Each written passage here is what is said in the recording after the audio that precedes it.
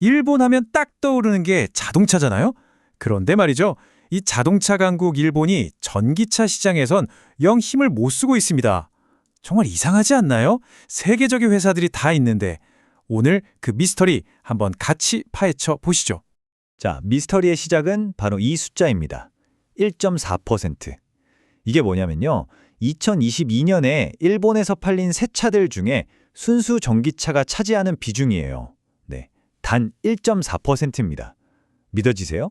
이게 어느 정도냐면요. 다른 나라랑 비교해보면 정말 확 와닿습니다.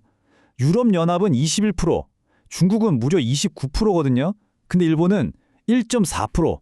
이건 그냥 좀 뒤처진다. 이 수준이 아니죠? 와, 자동차 대국이라는 이름이 무색해질 정도예요.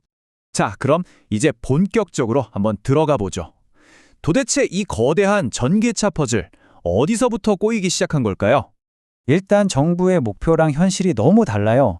이 연구 논문에서도 딱 집어서 이야기하는데요. 일본 정부는 2050년까지 탄소 중립을 이루겠다고 선언했다. 하지만 현실은 신차 판매 중 전기차 비중이 1.4%로 극히 낮다. 딱 이겁니다. 계획은 거창한데 시장의 반응은 완전 냉담한 거죠. 이 미스터리를 풀기 위한 첫 번째 용의자, 바로 충전 인프라입니다. 아마 가장 유력한 용의자일 거예요. 이건 뭐 고전적인 닭이 먼저냐 달걀이 먼저냐 문제죠. 충전소가 없으니까 사람들이 전기차 사길 꺼려하고 또 전기차 타는 사람이 별로 없으니까 기업들이 굳이 돈 들여서 충전소를 만들려고 하지 않는 거예요. 완전 악순환에 빠진 거죠. 근데 일본은 상황이 좀 더 이상해요. 아니, 충전소가 늘어도 모자랄 판에 오히려 줄어들고 있다는 겁니다. 이 자료 좀 보세요. 공공충전 기수가 2019년에 최고점을 찍더니 그 뒤로는 계속 내리막길이에요. 정말 특이한 현상이죠? 아니, 왜 충전기가 사라질까요? 이유를 파고들어 보면 바로 정부 보조금 정책에 구멍이 있었던 겁니다. 자, 보세요. 정부가 충전기를 처음 설치할 때 드는 비용은 보조금으로 지원해줘요. 근데 문제는 그 다음이죠. 이걸 계속 운영하고 낡으면 교체해야 하는 이 유지보수 비용은 지원을 안 해주는 거예요. 이러니 사업자 입장에선 돈이 안 되잖아요? 결국 하나둘씩 손을 떼고 있는 겁니다. 자, 이렇게 얽히고 설킨 문제를 풀기 위해 연구진들이 정말 흥미로운 방법을 썼습니다. 뭐냐 하면 그냥 일본 자동차 시장 전체를 통째로 가상현실에 만들어버린 거예요. 일종의 시뮬레이션을 돌린 거죠. 그러니까 그냥 이럴 것이다 하고 추측한 게 아니에요. 말 그대로 일본 자동차 시장의 디지털 쌍둥이를 만들었다고 생각하시면 돼요. 그래서 이걸로 뭐가 문제인지 또 어떻게 하면 해결될지 가상으로 직접 실험을 해본 겁니다. 바로 이 모델입니다. 시장이라는 게 엄청 복잡하잖아요. 정부, 소비자, 자동차 회사, 충전소 사업자, 이 모든 주체들이 서로 영향을 주고받으니까요. 이 모델은 바로 그 복잡한 관계들을 시뮬레이션에서 보여주는 겁니다. 시스템 다이내믹스 모델이라는 전문 용어가 나오는데 어렵게 생각하실 거 없어요. 그냥 자동차 시장 버전 심시티 게임이라고 보시면 딱 맞습니다. 여기서 어떤 정책을 쓰면 도시, 아니 시장이 어떻게 변하는지 미리 내다보는 거죠. 그리고 중요한 게 이게 원래 유럽에서 만든 모델인데 이걸 그냥 가져다 쓴 게 아니에요. 유럽은 주로 정부가 나서서 충전소를 짓거든요. 근데 일본은 대부분 민간 기업이 한단 말이죠. 이 독특한 상황에 딱 맞게 모델을 아주 정교하게 뜯어 고친 겁니다.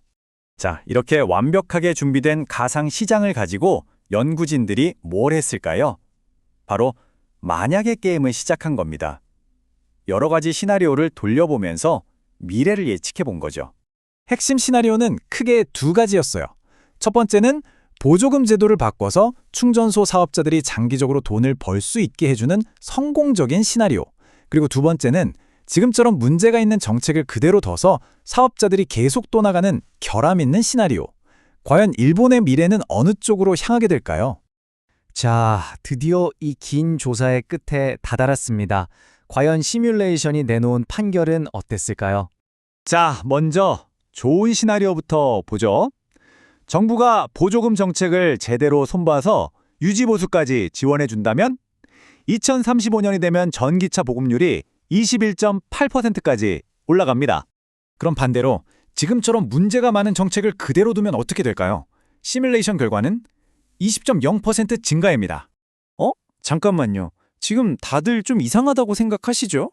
아니, 고작 1.8%포인트 차이. 이게 뭐 그렇게 대단한 차이라고 싶으실 거예요. 그쵸? 근데요, 진짜 중요한 이야기는 바로 이 숫자 뒤에 숨어 있습니다. 이 모델이 진짜 말하고 싶은 건 마지막에 나오는 저 숫자가 아니에요. 겉으로 보기엔 두 경우 모두 어쨌든 성장하는 것처럼 보이잖아요. 하지만 결함 있는 정책 아래서 이루어지는 성장은 말 그대로 모래성 같은 겁니다. 언제 사업자들이 발을 빼서 와르르 무너질지 모르는 아주 불안한 성장이란 뜻이죠. 바로 이 성장의 질이, 안정성이 완전히 다른 차원이라는 겁니다. 결국 이 모든 이야기의 핵심은 이겁니다. 중요한 건 보조금의 액수가 아니었어요. 그 돈을 어떻게 쓰느냐, 이게 문제의 본질이었던 거죠. 그냥 돈만 뿌릴 게 아니라 이걸로 어떻게 지속 가능한 생태계를 만들어줄 것인가, 이게 훨씬 더 중요하다는 겁니다. 오늘 살펴본 일본의 사례, 이건 비단 일본만의 이야기는 아닐 겁니다. 우리 주변을 한번 돌아보세요. 우리가 지금 추진하고 있는 수많은 친환경 정책들, 그 빽빽한 글자들 속에 어쩌면 성공과 실패를 가를 결정적인 디테일이 숨어 있는 건 아닐까요? 한번 좀 생각해 볼 문제인 것 같습니다.